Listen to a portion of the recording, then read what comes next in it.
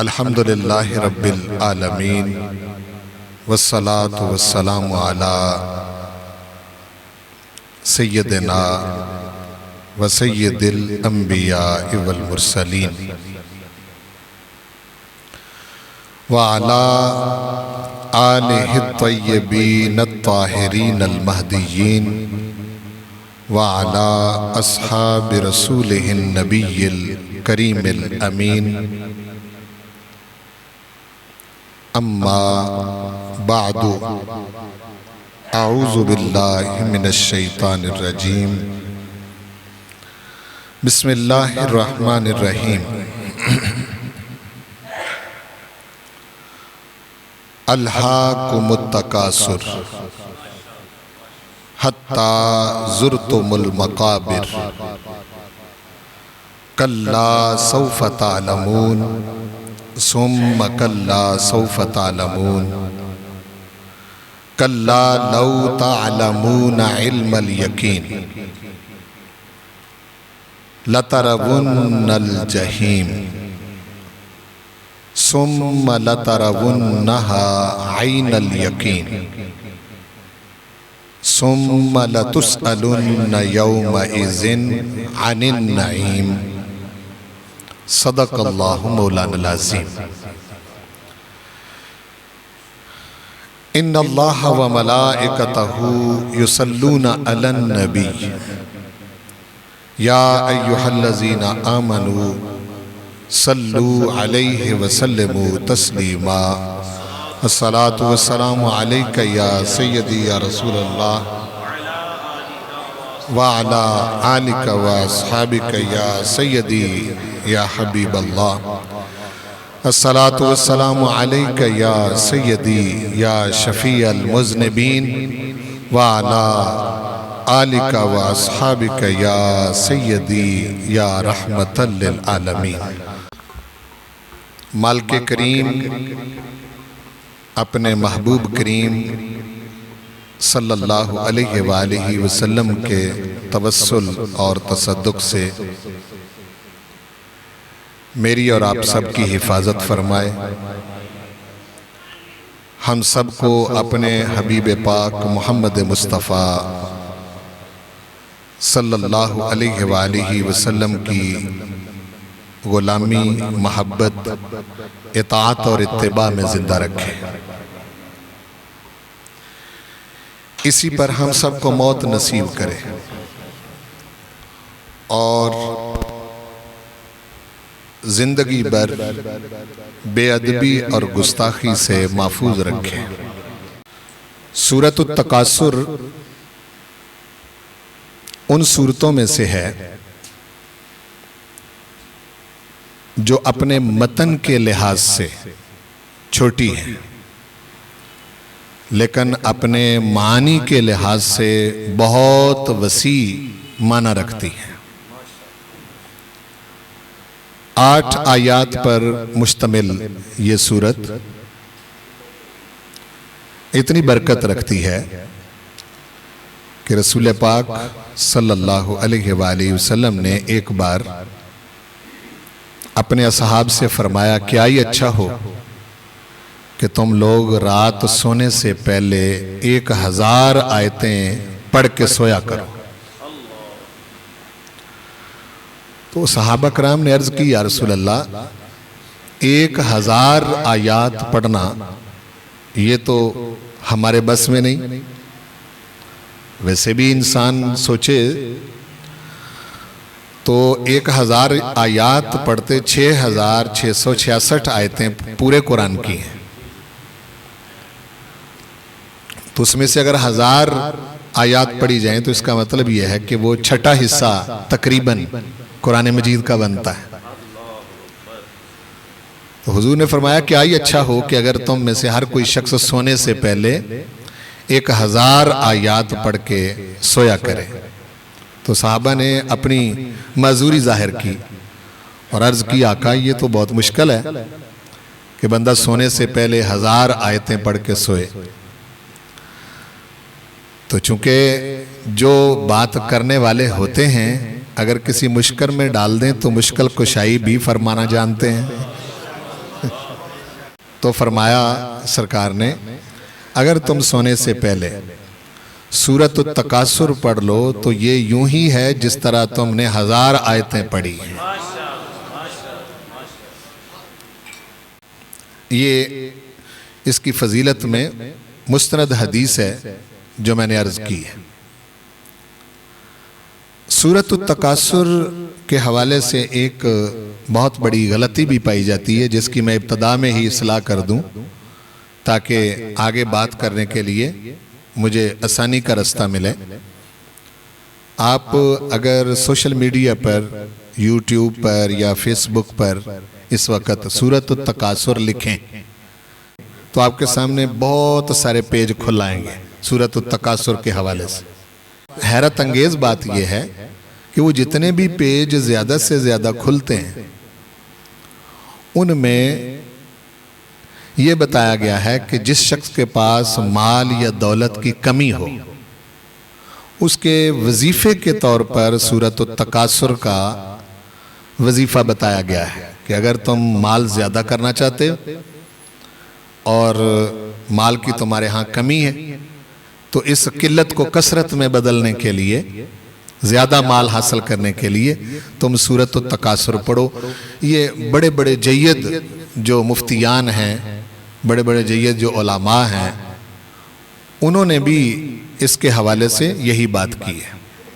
بہرحال یہ بات مجھے سمجھ نہیں آئی، میں صاف پہلے عرض کر دوں، اس لیے کہ اس آیت کریمہ میں دراصل مال اور دولت کی کثرت اور اس کثرت پر پھر ایک دوسرے پر بڑھوتری اور ایک دوسرے پر فخر اور تکبر اور غرور کو ایک عیب کی صورت میں اس صورت کے اندر بیان کیا گیا ہے۔ تو یہ عجیب بات ہے کہ ایک چیز عیب کی صورت میں بیان کی جائے اور پڑھنے والے اس کو اس کا اپوزٹ مفہوم، مخالف مفہوم لے کر اس کا دوسرا معنی اخذ کرنا شروع کر دیں۔ تو یہ عجیب بات ہے کہ یہاں اسی کی تو نفی کی جا رہی ہے، اسی سے تو ایمان والوں کو اور انسانوں کو سمجھایا جا رہا ہے کہ مال اور دولت کی کثرت جو ہے اور پھر اس میں ایک دوسرے پر جو تکاثر ہے اس وجہ سے بڑے مسائل پیدا ہوتے ہیں۔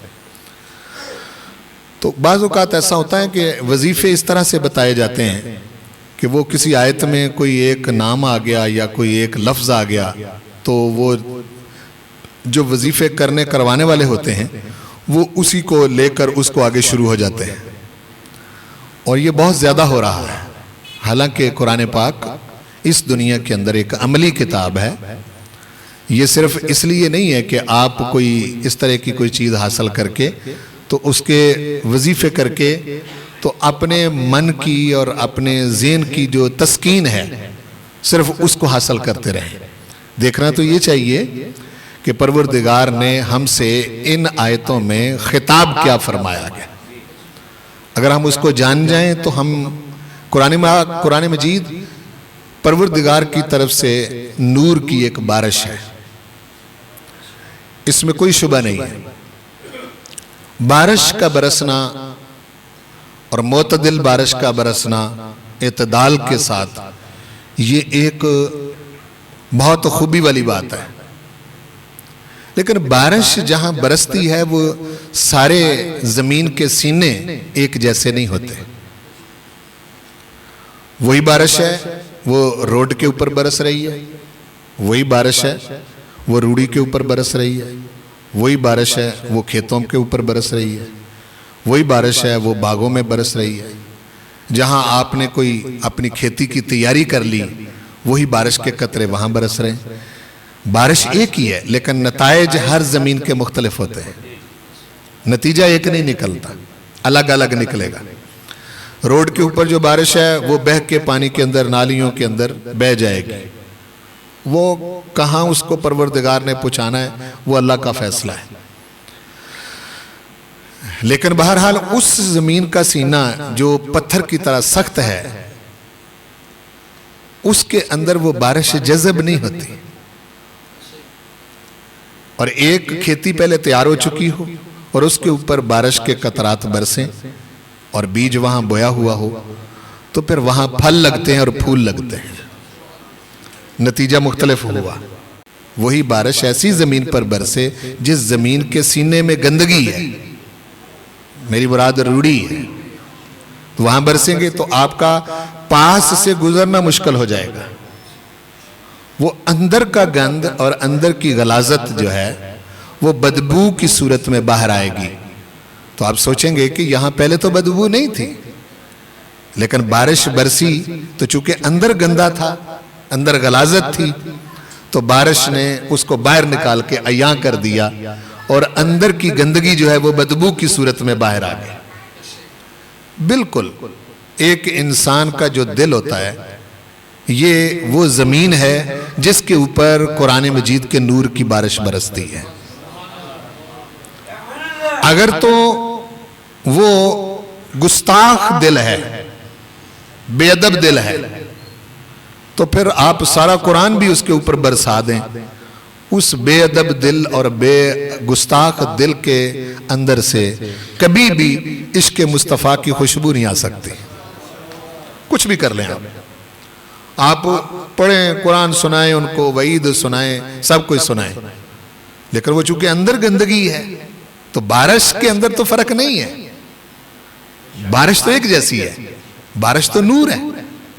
ہاں اگر ایسا دل ہو کہ جس دل کے اندر پہلے سے حضور کریم صلی اللہ علیہ وسلم کی محبت اور آپ کی عشق کا حل چل چکا ہو، وہ زمین پہلے سے تیار ہو چکی ہو، اس کے اوپر جب قرآن مجید کے نور کی بارش برستی ہے تو پھر اس کے اندر سے خوشگوار عقیدے اور عمل کی خوشبو آتی ہے۔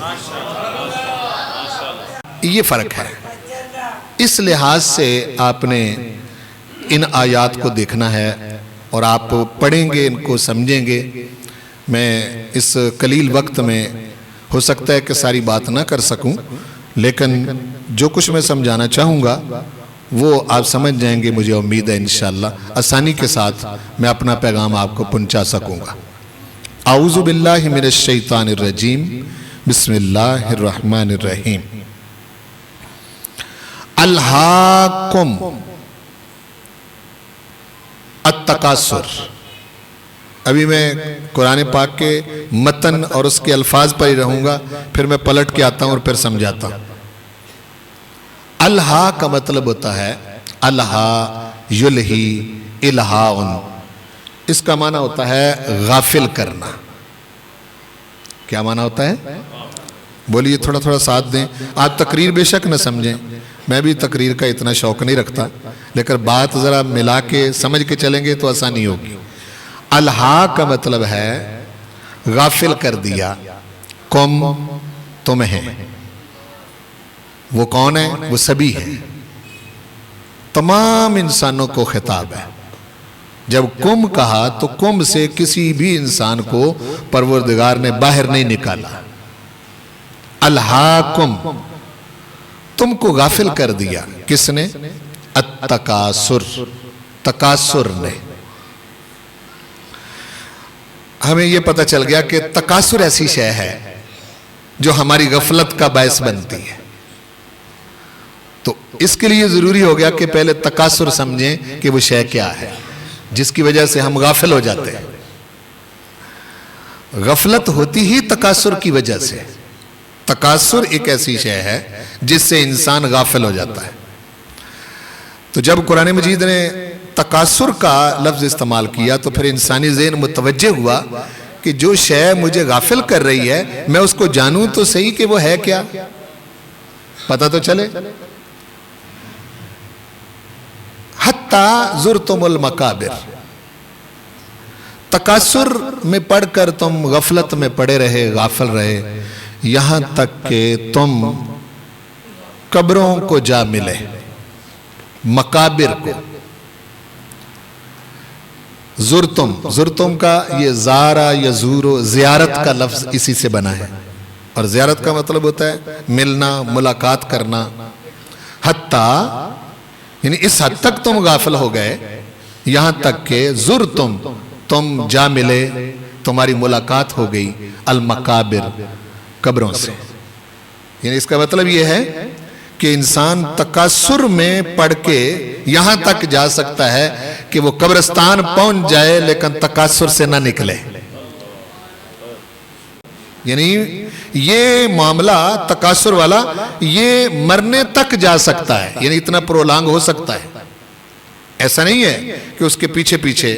اب قرآن مجید کا مطلب آپ کو تکاثر میں مبتلا رکھنا نہیں ہے، وہ تو ایک آگاہی دے رہا ہے، وہ تو بتا رہا ہے کہ تکاثر تمہیں غافل کر رہا ہے، تکاثر سے تم غفلت میں پڑ رہے ہو. کتنے غفلت میں پڑ رہے ہو؟ یہاں تک کہ تم قبروں تک پہنچ گئے. کلا، ہرگز ایسا نہیں جیسا تم خیال کر رہے ہو. کلا کے الفاظ یہ ہیں جو تم نے سمجھ رکھا ہے، ہرگز ایسا نہیں. سوف تعلمون، ان قریب تمہیں پتہ چل جائے گا، تم جان جاؤ گے کہ کس طرح تم غفلت میں پڑ رہے ہیں.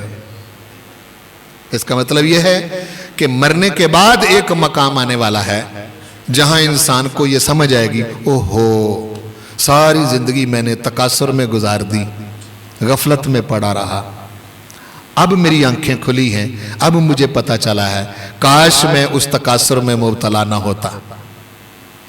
میں تکاثر کا مفہوم ابھی جان بوجھ کر نہیں آپ کو بتا رہا، میں بتاؤں گا، پلٹ کے آؤں گا انشاءاللہ. ثم کلا، پھر ہرگز ایسا نہیں جیسا تمہارا خیال ہے.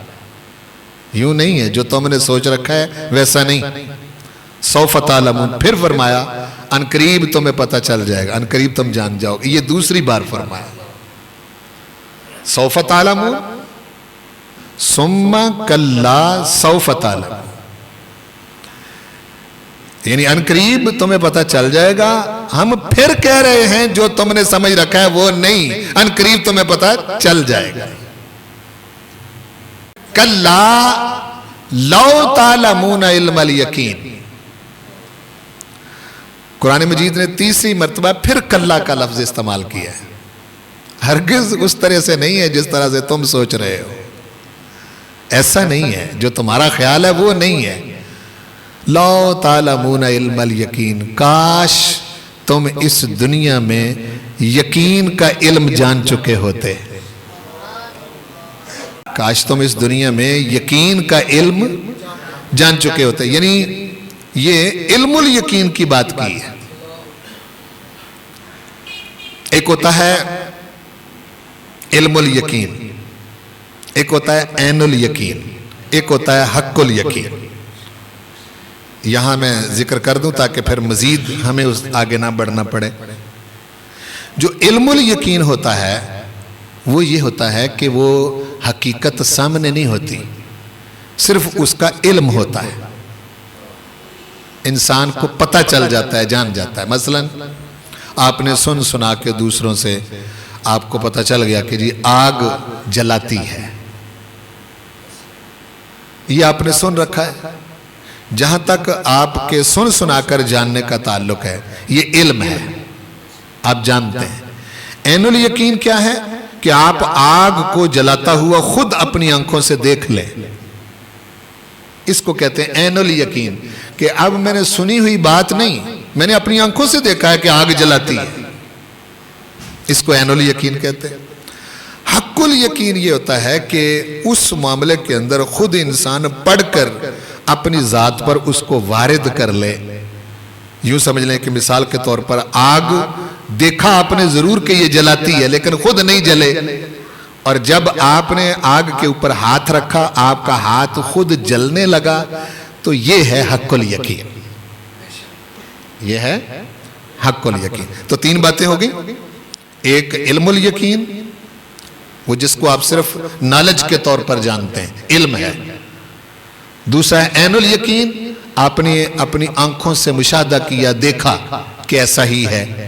اور حق الیقین کہ آپ خود اس میں مبتلا ہو گئے، وہ شے آپ پر وارد ہو گئی، تو پریکٹیکل جس کو آپ کہتے ہیں اس میں آپ چلے گئے، تو وہ ہوتا ہے حق الیقین.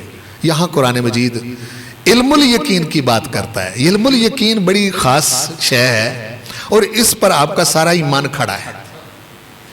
اگر آپ کہیں نا جی کہ میرا اپنے پروردگار کو ماننا یہ عین الیقین ہے اور حق الیقین ہے تو اس میں آپ فیل ہو جائیں گے۔ آپ نے تو اپنی آنکھوں سے اپنے رب کو نہیں دیکھا، کہ دیکھا ہے؟ نہیں دیکھا۔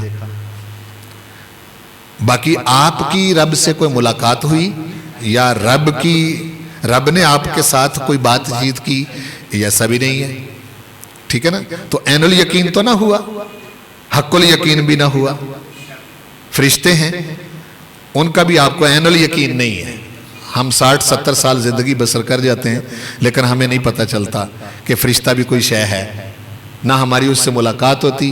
حالانکہ ہمیں بتایا گیا ہے کہ آپ کے دائیں بائیں 2 فرشتے بہر صورت رہتے ہیں، باقی محافظین فرشتوں کی تعداد تو زیادہ ہوتی ہے۔ اسی طرح جنت دوزخ ہے، وہ اس وقت عین الیقین میں نہیں ہے، حق الیقین میں بھی نہیں۔ نام ابھی ہم جنت میں نہیں گئے اور نہ ہی ابھی ہمیں اپنی آنکھوں سے جنت کا مشاہدہ کرنے کا کوئی پتہ چلا ہے، ہم نے نہیں دیکھا۔ دوزخ بھی اسی میں سے ہے۔ یہ حشر کا میدان ہے، وہ قبر والی زندگی اس طرح کی ہے کہ ہمارے عزیز ہم سے بچھڑتے ہیں، قبروں میں چلے جاتے ہیں، ان میں سے جانے والوں میں سے تو واپس کوئی آتا ہی نہیں آ کے ہمیں حالات بتائے، تو زیادہ سے زیادہ علم الیقین کی حد تک ہم رہتے ہیں، عین الیقین اور حق الیقین کی صورت میں ہم نہیں جاتے۔ یہ ٹھیک ہے جی؟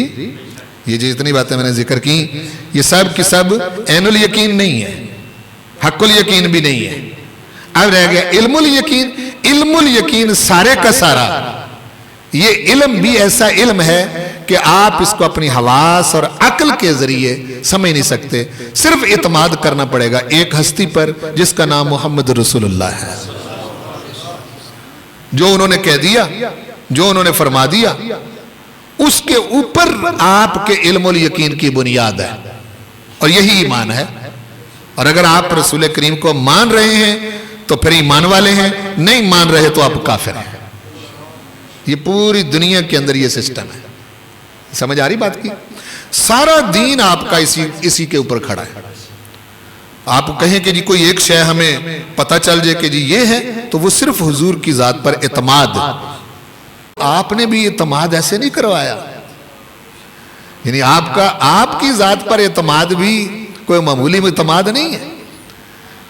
حیرت انگیز بات یہ ہے کہ حضور جہاں پیدا ہوئے ہیں وہاں سے آپ وہ علاقہ چھوڑ کے کسی اور علاقے میں گئے ہی نہیں، وہیں بچپن گزرا، وہیں جوانی گزری، وہیں لڑکپن گزرا، حتیٰ کہ آپ 40 سال کی عمر میں پہنچ گئے۔ اعتماد اتنا ہے، ابھی اگلی بات اللہ کی تو کی نہیں، نہ جنت کی، نہ دوزخ کی، نہ محشر کی، ابھی تو آپ صرف پوچھ رہے ہیں اپنے بارے میں مکے والوں کو، او مکے والوں بتاؤ 40 سال میں تمہارے اندر رہا ہوں، مجھ کو تم نے کیسا پایا ہے؟ یہ پہلا سوال ہے حضور کا۔ ایسے ہی ہے، مجھے کوئی شخص بہت پڑھا لکھا انسان جو ہے جس کا بہت نالج ہو، وہ مجھے بتا دے کہ اس سوال سے پہلے حضور نے اللہ کی بات کی ہو، اس سوال سے پہلے حضور نے جنت کی بات کی، اس سوال سے پہلے دوزخ کی بات کی، اس سوال سے پہلے قبر کی بات کی، اس سوال سے پہلے فرشتوں کی بات کی، اس سوال سے پہلے اچھی بری تقدیر کی بات کی، باس بعد الموت کی بات کی نہیں، صرف اپنی ذات کو آپ نے آگے رکھا۔ لَتَرَوُنَّ الْجَحِيمَ، ضرور بالضرور تم سب دوزخ کو دیکھو گے۔ دکھانا 2 طرح سے ہوتا ہے، ایک دکھانا یہ ہوتا ہے جس طرح کہ جنت اور دوزخ دونوں کے بارے میں دوسری آیات کو ملائیں تو ہمیں پتہ چلتا ہے کہ پروردگار سب کو جنت بھی دکھائے گا، کافروں کو بھی دکھائے گا، منافقوں کو بھی دکھائے گا، ایمان والوں کو بھی دکھائے گا، دوزخ بھی سب کو دکھائے گا۔ اس میں دکھانا یہ ہے کہ دیکھ لو میم جی جو علم الیقین کی بات کی، بات تو صرف اتنی ہے، اگر تم نے میرے محبوب کو مانا ہوتا تو پھر یہ جنت تمہاری تھی، اور اگر تم نے میرے محبوب کو نہیں مانا تو دیکھ لو پھر دوزخ تمہارا ٹھکانہ ہے۔ دکھانا سب کو ہے، ایمان والوں کو دوزخ اس لیے دکھائی، کتنے خوش نصیب ہو، حضور کو مان کے بچ گئے ہو، ورنہ یہاں تم نے آنا تھا، ورنہ یہاں تم نے آنا تھا، ہاں جی، اس لیے دکھائی ہے، یہ اس میں ڈالنے کے لیے نہیں دکھا رہا، اور دکھانے کی بات کی ہے، ایسا نہیں داخل کرنے کی بات نہیں کی، دکھائیں گے سب کو۔ لَتَرَوُنَّ الْجَحِيمَ، تم ضرور بالضرور दोज़ख को देखोगे, जहीम को देखोगे। सुम्मा लतरवुन्नहा ऐनल यकीन, ऐनल यकीन मैं पहले बता चुका हूँ, आंखों से देखना। फरमाया तुम उसे ज़रूर यकीन की आंख से देखोगे। आज बड़े बड़े फ़िलासफ़र, बड़े बड़े पढ़े लिखे लोग जो हैं वो टीवी पर बैठकर, जिनको थोड़ी सी वो दूसरी दहरियत की हवा लग जाती है, वो कहते हैं बस ये कोई ख्याली सी बात लगती है, कोई जन्नत दोज़ख की समझ नहीं आती। हाँ जी, वो जिस जन्नत का जिक्र कुरान मजीद में आता है तो कहते हैं ख्याली सी बात लगती है, कोई समझ नहीं आती, इसकी हकीकत कोई नहीं। भाई हकीकत तो तुम सिर्फ जन्नत दोज़ख की बात कर रहे हो, हकीकत तो तुम्हें अपनी नहीं समझ आई आज तक।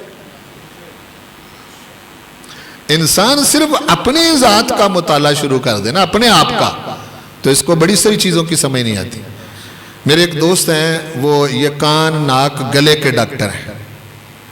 मैंने एक मरतबा उनसे सवाल किया, बड़े करीबी हैं, मैंने उनको कहा डॉक्टर साहब ये बताएं कि ये कान के अंदर कौन सी शय है जो बाहर से आवाज़ बंदा सुनता है तो वो समात के अंदर टकराती और उसको समझ आती है। उन्होंने बताया कि हैरत अंगेज़ बात यह है कि कान के अंदर एक चावल के दाने जितना एक पर्दा है, जितना चावल के दाने का पर्दा होता है इतना कान के अंदर एक पर्दा होता है। फरमाया वो ना हो तो इंसान सुन नहीं सकता, इंसान सुन नहीं सकता, वो हो तो इसको आवाज इसके कान के साथ टकराएगी।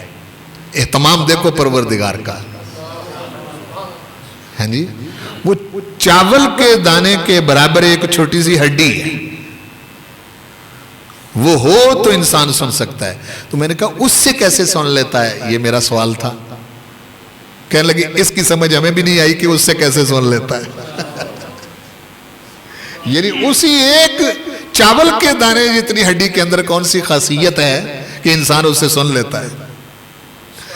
फिर मैंने उसको कहा कि मैंने कहा नाक के भी आप स्पेशलिस्ट हैं, तो ये जो कभी खुशबू नाक महसूस करती है, कभी बदबू महसूस करती है, इसके अंदर वो कौन सी शय है जिससे इसको पता चल जाता है ये खुशबू है, ये बदबू है, इसके अंदर कौन सी वो चीज़ है। वो कहते हैं जी मेडिकली पूछ लें, इसकी हमें भी समझ नहीं है कि खुशबू और बदबू को कैसे महसूस किया जाता है। जुबान है तो ये गोश्त का एक बगैर हड्डी के लोथड़ा है। आप मुंह में आम डालें जायका जुदा है, आलू बुखारा डालें जायका जुदा है, रोटी डालें जायका जुदा है, सालन डालें जायका जुदा है, चावल डालें जायका जुदा है जी। कोई मशरूबात आप पिए जायका जुदा है। तो वो जो 1000 किस्म के जायके भी महसूस करवाती है, मीठा हो तब भी, कड़वा हो तब भी, नमकीन हो तब भी। कितनी बड़ी कुदरत है परवरदिगार की, और इसकी समझ नहीं इंसान को आज तक आई। वो शय कौन सी है जिससे ये जायके जो है वो अलग कर लेता है, जिससे खुशबू और बदबू को अलग कर लेता है, जिससे इसके कान को पता चल जाता है।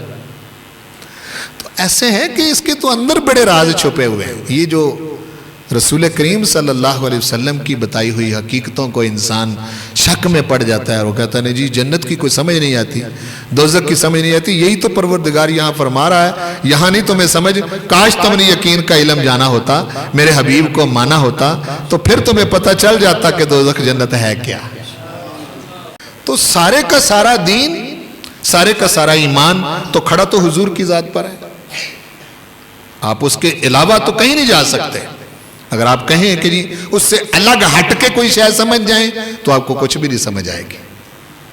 तो सुम्मा लतरवुन्नहा ऐनल यकीन, फिर तुम दोज़ख को यकीन की आंख से देखोगे, खुद देखोगे। तो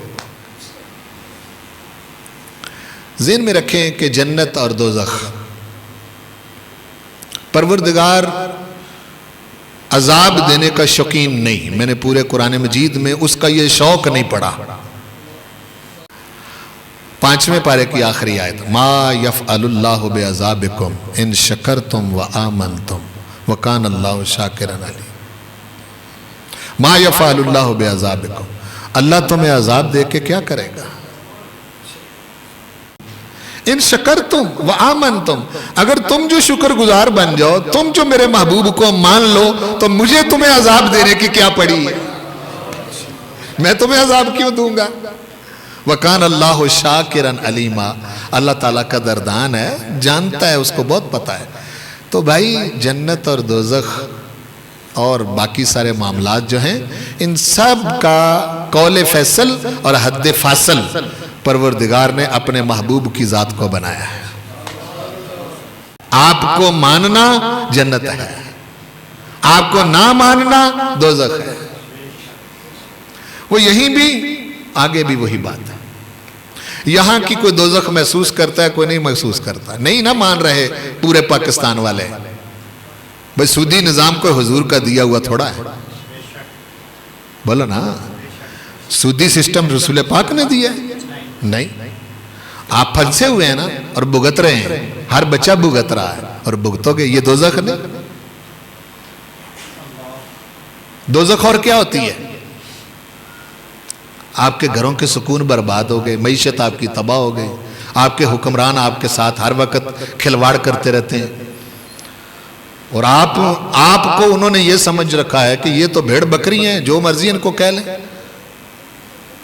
इनको सिर्फ नारे लगाने आते हैं, इसके सिवा और क्या है? तो हम हैं, हम बस उसी तरह से मेरा लीडर जिंदाबाद, तेरा लीडर मुर्दाबाद, तेरा लीडर जिंदाबाद, मेरा लीडर मुर्दाबाद, बस उसमें लगे हुए हैं। क्या करना है, क्या होना चाहिए, क्या हमें समझ होनी चाहिए, इस बात की हमें कुछ पता नहीं है। याद रखें, इस दुनिया के अंदर भी खुश नसीबी उन्हीं लोगों के हिस्से में आई जो हुजूर के सच्चे गुलाम बन गए। कब्र में भी उन्होंने सुकून पाना है और महशर में भी उन्हीं को सुकून मिलना है। जन्नत अल्लाह ने अपने रहने के लिए नहीं बनाई, वो रसूल पाक के गुलामों के लिए बनाई है। तो ये एक रास्ता है जो इस सूरत के अंदर परवरदिगार समझा रहा है। फिर आगे इरशाद फरमाया, सुम्मा लतुसअलुन्न यौमइज़िन अनिन नईम, फिर तुमसे जरूर भी जरूर पूछा जाएगा उन नेमतों के बारे में जो दुनिया में मैं तुमको दे चुका हूं। अच्छा, लतुसअलुन्ना हजरत तशरीफ फरमा है, ये जान रहे होंगे जो मैं बात करना चाह रहा हूं, ये बालाम ताकीद व नून सकीला है। इसमें अल्लाह ताला ने फरमाया कि ये नहीं होगा कि तुमसे पूछा ना जाए, नहीं, जरूर भी जरूर, लाज़िमन, ये नहीं होगा कि तुमसे पूछा नहीं जाएगा। जो नेमत भी तुम्हें इस दुनिया में होते हुए मिली है, जो नेमत भी, अन्नईम, देखो कितनी जामे सूरत है। नेमतें तो इस दुनिया में आने से पहले ही शुरू हो जाती है। अभी तो दुनिया के अंदर बंदे ने कदम नहीं रखा तो नेमतें शुरू हो गई। देखो सूरतुल मोमिनून में अल्लाह पाक इरशाद फरमाता है, वलक़द खलक़नल इंसान मिन सुलालतिन मिन तीन, हमने तुमको मिट्टी के जौहर से पैदा किया। मिट्टी का एक सुलाला, खुलासा, वो मिट्टी का ही खुलासा होता है जो बाप की पुश्त में आता है। जो उसने केला खाया, सेब खाया, रोटी खाई, हाँ जी, ड्राई फ्रूट खाए, वो सारे के सारे जो हैं वो परवरदिगार की एक बनाई हुई मशीन के अंदर में से गुजर कर वो एक मादा बनते हैं, वही उसके अंदर जमा होते हैं। सुलालतिन मिन तीन सुम्मा जअलनाहु नुतफतन फी करारिन मकीन, फिर हम उसको एक नुतफे की सूरत में माँ के रहम में एक जगह करार बख्शते हैं। सुम्मा जअलना नुतफता अलकतन, फिर उस नुतफे को हम रहम मादर में मुअल्लक कर देते हैं, उल्टा लटका देते हैं। फखलकनल अलकता मुदगतन, फिर हम उसको गोश्त का एक लोथड़ा, जिस तरह के मुंह के अंदर कोई गोश्त की बोटी रख के दांतों से चबा के बाहर निकाल ली जाए, उसको मुदगा कहते हैं। वो अलका का मुदगा बनाया। फखलकनल मुदगता इज़ामन, फिर उस मुदगा से हमने तुम्हारी छोटी बड़ी हड्डियां तरतीब दी। फ़कसौनल इज़ाम लहम, नेमतें शुरू हो गई ना, क्यों भाई? और आज आप कहते हैं कि जी नमाज पढ़ें तो रिज्क मिलता है, कहते हैं, बोलो भाई, کہتے ہیں نہیں نماز پڑھیں تو رزق ملتا ہے، تو جب نہیں پڑھی تھی تب کون دیتا تھا؟ ابھی تو نماز شروع ہی نہیں ہوئی، نعمتیں شروع ہو گئی تھی. ہاں جی، نماز تو بہت بعد میں جا کے بالغ ہونے کے بعد فرض ہوتی ہے آپ پر. پیچھے پیچھے جو نعمتیں ملی ہیں وہ آپ کی کون سی نماز کے بدلے میں ملی تھی؟ وہ تو بہت ساری نعمتیں پیچھے سے شروع ہو گئیں، بہت پیچھے سے شروع ہو گئیں. فَخْلَقْنَا الْمُدْغَةَ عِظَامًا، اس میں اللہ پاک نے نا انسان کو مغروری سے بچایا ہے. نماز ضرور پڑھ، لیکن تیری نماز ایسی نہیں ہے کہ جس نماز کی وجہ سے تیرے ذہن میں کوئی خیال پیدا ہو جائے کہ میں کوئی بہت بڑی شے ہوں. ایسا نہیں ہے. فَخْلَقْنَا الْمُدْغَةَ عِظَامًا، ہڈیاں بنائیں. فَكَسَوْنَا الْعِظَامَ لَحْمًا، ہڈیوں کو گوشت کا لباس پہنایا. ثُمَّ أَنشَأْنَاهُ خَلْقًا آخَرَ، پھر اس شکل میں جس شکل میں تم اپنے آپ کو دیکھتے اور کہتے کہ میں بھی اور کوئی اور بھی. فَتَبَارَكَ اللَّهُ أَحْسَنُ الْخَالِقِينَ، آواز آتی ہے کہ خود کو دیکھ کر خوش ہونے والے انسان یہ بھی غور کیا کر کہ تجھے اتنا خوبصورت بنانے والا خود کتنا خوبصورت ہوگا. نعمتیں تو وہاں سے شروع ہوئی. آپ کا ناک بہت خوبصورت ہے تو آپ کی مرضی سے تو نہیں بنا. آپ کا قد بڑا اچھا ہے تو اس میں آپ کی مرضی تو نہیں چلی. آپ کا رنگ کالا ہے تو اس میں آپ سے تو نہیں پوچھا گیا. اگر گورا ہے تو آپ سے پوچھ کے آپ کو وہ رنگ دیا گیا ہے. آپ کے خاندان کا انتخاب آپ سے پوچھ کے کیا گیا ہے. آپ کے قبیلے کا انتخاب آپ سے پوچھ کے کیا گیا ہے. آپ کی قوم کا انتخاب آپ سے پوچھ کے کیا گیا ہے. کس سوسائٹی میں آپ نے رہنا ہے اس سوسائٹی میں آپ کو بھیجا آپ سے پوچھ کے کیا گیا ہے؟ نہیں. اسی وجہ سے حضور نے فرمایا کہ قوم، قبیلے، رنگ، نسل کی وجہ سے کوئی شخص کسی کو نفرت کی نگاہ سے دیکھتا ہے تو حضور نے فرمایا کہ اس کی اللہ کے نزدیک اتنی قدر و قیمت بھی نہیں جتنی گوبر کے کیڑے کی ہوتی ہے. اور ہمارا حال دیکھ لیں، ہم کرتے کیا ہے؟ کو کھاتے پیتے گھر میں پیدا ہو گئے، دوسروں کو سمجھتے کچھ نہیں، جیسے خود اپنی مرضی سے پیدا ہوئے ہیں وہاں. ٹھیک ہے جی. کوئی شکل اچھی مل گئی تو وہ دوسروں کو گھٹیا سمجھتے ہیں. عجیب آدمی ہو، تم اپنی مرضی سے شکل لے کے آئے ہو. ایسا نہیں ہے. قدم قدم پر پروردگار کی انسان کے اوپر کرم نوازیاں ہیں. یہی تو وہ بات فرمانا چاہتا ہے. کہتا تو بہت بعد میں آیا ہے نا، بہت بعد میں تجھے اپنی سمجھ آئی. ہوا عالم بکم اذ انشاکم من الارض، جب زمین سے تیرا کوئی حصہ تیرے باپ کی پشت میں منتقل کیا تھا میں تو تب سے تجھے جانتا ہوں. وَإِذْ أَنْتُمْ أَجِنَّةٌ فِي بُطُونِ أُمَّهَاتِكُمْ، اور جس وقت تم اپنی ماؤں کے رحموں میں جنین ہوتے ہو. ابھی الٹرا ساؤنڈ مشین اس کے بارے میں فیصلے نہیں کر سکتی کہ کیا ہے، اس وقت سے میں تمہیں جانتا ہوں. فَلَا تُزَكُّوا أَنفُسَكُمْ، اپنی پاکیاں نہ بولا کرو. هُوَ عَالَمُ بِمَنِ اتَّقَى، میں جانتا ہوں تم میں سے متقی کون ہے. نعمتیں انسان کو مغرور کرنے کے لیے نہیں ہوتی. نعمتیں اس لیے نہیں ہوتی کہ انسان متکبر بن جائے. نعمتیں اس لیے نہیں ہوتی کہ وہ بندے کو بندہ نہ سمجھے. نعمتیں اس لیے نہیں ہوتی کہ وہ دوسروں کو کم تر سمجھے، دوسروں کو گھٹیا سمجھے. نعمتیں اس لیے ہوتی ہیں کہ تمہیں نعمت ملی دوسرے کو نہیں ملی، اس پر تم اپنے رب کا شکر ادا کرو. کرم ہے پروردگار تو نے یہ نعمت مجھ کو عطا کی ہے. اس لیے نعمت نہیں ہوتی کہ آپ کو نعمت مل گئی اور آپ دوسرے کو سمجھیں کچھ نہ. یہ کون سی بات ہوئی؟ عجیب آدمی ہو تم، کوئی انسان ہو؟ انسان اس طرح کے ہوتے ہیں. تو اس لیے فرمایا ثُمَّ لَتُسْأَلُنَّ يَوْمَئِذٍ عَنِ النَّعِيمِ، ضرور بھی ضرور تم سے پوچھا جائے گا نعمتوں کے بارے میں. اگر تمہیں صحت ملی ہے تو پوچھوں گا صحت میں کیا کیا ہے. اگر مال دیا ہے تو پوچھوں گا کیسے لیا، کہاں خرچ کیا. اگر تمہیں کوئی اچھا پریسٹیج والا ماحول ملا ہے کہ لوگ تمہاری عزت کرتے ہیں تو یہ بھی ایک نعمت ہے، میں تم سے پوچھوں گا. ٹھیک ہے؟ اگر تم عزت نہیں ہو رہے دنیا کے اندر تو تمہارا اپنا کمال تھوڑا ہے. وہ جس خوبی کی وجہ سے تمہاری عزت کی جا رہی ہے وہ خوبی دی ہوئی تو میری ہے. ہاں جی. اگر تم بہت بڑے صاحب علم ہو اس نعمت کے بارے میں بھی پوچھا جائے گا. بڑے صاحب عمل ہو اس نعمت کے بارے میں بھی پوچھا جائے گا. اس طرح کی بیماریوں کورونا اور کووڈ-19 کے ماحول میں اگر تمہیں بھوک نہیں پڑی تو کسی کا کرم ہے نہ نہیں پڑی. ہاں جی. دنیا کے اندر کتنے تکلیفوں میں لوگ مبتلا ہوئے تو شکر بنتا ہے نہیں بنتا؟ ہاں جی.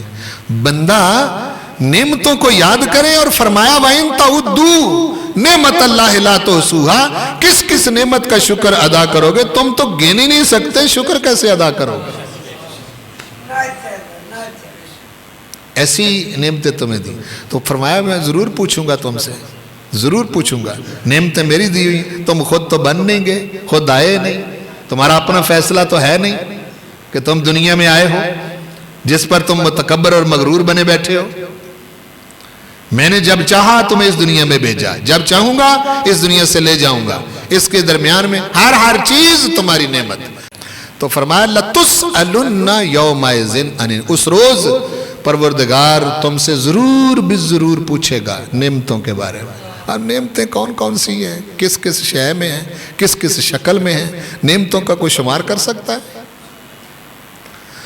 اس لیے میں ایک نسخہ بتاتا ہوں آپ کو کہ اگر اس نے ایک نعمت کا شکریہ ادا ہو جائے تو یہ سب نعمتوں کا شکریہ ادا ہو جاتا ہے. پوچھا وہ کون سی نعمت؟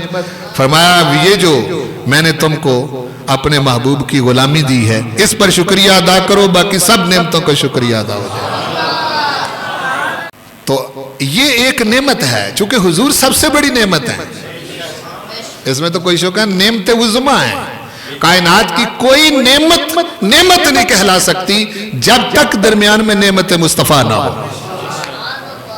اس لیے یہ شکر ادا کہ یا اللہ تیرا شکر ہے تو نے حضور کا غلام بنایا، تیرا شکر ہے تو نے حضور کا امتی بنایا، تیرا شکر ہے تو نے رسول پاک کی غلامی دی ہے. تو پھر یہ ساری نعمتوں کا احاطہ ہو جاتا ہے. تو حضرت صاحب مجھے بتا رہے ہیں یہ تو بات زلف یار کی طرح چھڑ گئی تو پھر لمبی ہو جائے گی، اس کو میں کلوز کر رہا ہوں. تو التکاثر رہتا ہے. میں اس کو اب بات جب شروع کی تھی تو میں نے بتایا تھا کہ تکاثر نے تم کو غافل کر دیا. وہ ابھی میں نے بات نہیں کی، اس کو میں عرض کر کے تو پھر گفتگو کو سمیٹتا ہوں. الہاکم التکاثر، تم کو تکاثر نے غافل کیا. تکاثر کیا ہے؟ تکاثر یہ ہے کہ ایک انسان کے پاس ایک نعمت ہے، دوسرے انسان کے پاس بھی ایک نعمت ہے. دونوں ان نعمتوں کا ذکر کر کے آپس میں غرور اور تکبر میں مبتلا ہو جائے. وہ کہے کہ جو میرے پاس ہے تیرے پاس نہیں، وہ کہتا نہیں جو میرے پاس ہے وہ تیرے پاس نہیں. اس کو کہتے ہیں تکاثر. تکاثر دولت میں بھی ہوتا ہے، تکاثر افراد میں بھی ہوتا ہے. جس بندے کے پاس بندے زیادہ ہوں اس کے ساتھ یہ بھی تکاثر ہے. جلسہ جتنا بڑا ہوگا وہ کہے گا دیکھو اتنے لوگ میرے ساتھ ہیں. ٹھیک ہے نا جی. تکاثر بندوں کا بھی ہوتا ہے، تکاثر دولت کا بھی ہوتا ہے، تکاثر نعمتوں میں ہوتا ہے جو نعمتیں اللہ کی طرف سے دی گئی. تو پروردگار نے ارشاد فرمایا تمہیں تو دی تھی شکر کرنے کے لیے، یہ نعمتیں تمہیں تو دی تھی شکر کرنے کے لیے، لیکن تم تکاثر میں پڑھ کے اتنے غافل ہو گئے قبروں تک جا پہنچے اور تمہیں اپنا پتہ ہی نہ چلا کہ کہاں کھڑے ہیں. ٹھیک ہے. تو دیکھ لیں تکاثر میں مبتلا ہو کہ ہم کیا کرتے ہیں. ایک واقعہ حضور کی زندگی میں بھی ہوا لیکن اب بھی ہے. دو قبیلے وہ کہنے لگے جی ہمارے افراد زیادہ ہیں. انہوں نے جب گنتی شروع کی تو ایک کے کم ہو گئے، وہ کہنے چلو قبرستان چلو. جو ہمارے مر گئے ہیں وہ بھی گنو، جو تمہارے مر گئے ہیں وہ بھی گنو۔ یہ تو حضور کی زندگی میں واقع ہوا۔ انہوں نے وہ گنتے گنتے قبرستان پہنچ گئے۔ ایک تو اس بات میں علماء نے لکھا ہے کہ یہ آیت میں یہ بیان کیا گیا ہے کہ تم تکاثر میں اتنی غفلت میں مبتلا ہوئے کہ اپنے افراد گنتے گنتے قبرستان جا پہنچے، کہ قبریں جا کے گننا شروع کر دی کہ ہمارے بندے زیادہ ہیں، تمہارے بندے کم ہیں۔ ہاں جی، اس طرح سے تم نے تکاثر کیا۔ دوسرا تکاثر جو ہے وہ تکاثر آپ کی زندگی میں ہوتا رہتا ہے، اور یہ بڑی بیماری ہے۔ جس وقت کوئی شے آپ کو ملے اس وقت چیکنگ کا طریقہ یہ ہے، کوئی گاڑی ملی، کوئی مکان اچھا مل گیا، کوئی نوکری اچھی مل گئی، کوئی جاب اچھی مل گئی، صحت اچھی مل گئی، علم مل گیا، نماز پنجگانہ میں عمل کی توفیق مل گئی، یہ سب چیزوں کے اندر تکاثر ہوتا ہے۔ اور پروردگار کو تکاثر کسی شے میں بھی پسند نہیں ہے۔ آپ مسجد آتے ہیں اور ایک بندہ جو ہے وہ مسجد کے دروازے سے قدم رکھتے ہی کیا دعا کرتا ہے؟ اللہم افتح لی ابواب رحمتک، پروردگار میرے لیے رحمت کے دروازے کھول دے۔ لیکن اگر پوری مسجد میں وہ اپنے آپ کو کسی سے بہتر سمجھتا ہے تو یہ بھی تکاثر ہے۔ یہ بھی تکاثر ہے کہ اس نے یہ سمجھ رکھا ہے کہ نہیں، میرے جیسی نماز کوئی نہیں پڑھ سکتا، میں بہت نیک، میں نے کبھی چھوڑی ہی نہیں ہے۔ اور فلانا جو ہے فلانا فلانا فلانا اس کے ذہن میں آنی شروع ہو جاتی ہے۔ تکاثر مال میں بھی ہے، تکاثر بہت ساری نعمتوں میں بھی ہے۔ اگر آپ اس محلے میں رہتے ہیں، آپ کا مکان بہت اچھا ہے، ہر سہولت آپ کو میسر ہے، اس کی وجہ سے آپ بندے کو بندہ نہیں سمجھتے، تو تکاثر میں مبتلا ہے۔ ٹھیک ہے؟ اسی طرح آپ کو کوئی بہت اچھی گاڑی مل گئی، صحت بہت اچھی ہے، جس کی وجہ سے آپ سمجھتے ہیں کہ میں دوسروں کو دبا سکتا ہوں، دوسروں کو میں مار سکتا ہوں، دوسروں کو میں پکڑ سکتا ہوں۔ تو صحت کا استعمال اس لیے تھوڑا ہے کہ اگر آپ کو صحت اچھی ملی ہے تو آپ دوسرے بندوں کو مارتے پھریں، اس لیے نہیں ہے۔ حضور کا غلام ہر حال میں حضور کا غلام ہوتا ہے، خواہ نماز میں ہو، خواہ نماز سے باہر ہو، خواہ گھر میں ہو، خواہ بازار میں ہو، خواہ کسی عہدے پر ہو، خواہ کسی کرسی پر ہو، کسی منصب پر ہو یا عام مزدور ہو، ریڑی بان ہو، جس سطح پر بھی کوئی شخص کھڑا ہے، ہر حال میں رسول کریم صلی اللہ علیہ وسلم کا غلام بن کر رہنے کی تلقین اس سورہ پاک میں اللہ نے فرمائی ہے۔ تو اب اس میں بہت ساری چیزیں تھیں جو وقت کی قلت کے پیش نظر میں آپ کے گوش گزار نہیں کر سکا، لیکن جو کچھ میں نے کہا، میں نے کوشش کی کہ میں دائیں بائیں نہ جاؤں اور جو بات ہے وہ آپ کو سمجھاؤں۔ اللہ پاک ہماری اس مجلس کو مبارک کریں، قبول فرمائے، اور جو کچھ ہم نے قرآن مجید کی صورت میں سیکھا اس کو عملاً اختیار کرنے کی توفیق نصیب فرمائے۔ وما علیہ الا البلاغ۔